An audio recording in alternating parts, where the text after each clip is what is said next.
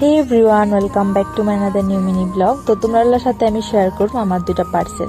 তো আমি মেশো থেকে অর্ডার দিয়েছিলাম দুইটা পার্সেল, একটা আসলো শাড়ি আর একটা আসলো ক্রপ টপ। তো চলো তোমাদের সাথে শেয়ার করি। তো আমি এখানে প্রথমে ক্রপ টপটা তোমাদের সাথে শেয়ার করি। তো চলো এটা আনবক্সিং করি। তো এটা আনবক্সিং করার পরে কিছুটা এইরকম হয়েছিল। তো আর এটার সাইজ আমি দিয়েছিলাম এল, আর তোমরা নিজেরা সাইজ অনুযায়ী অর্ডার করতে পারো।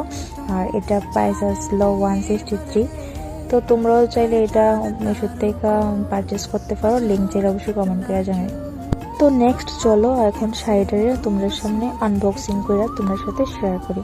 তো শাড়িটা আনবক্সিং করার পর শাড়ির কালারটা কিছুটা এরকম আইছিল, যেটা আমি অরিজিনাল যে কালার অর্ডার করছিলাম সেই কালারই আইছিল।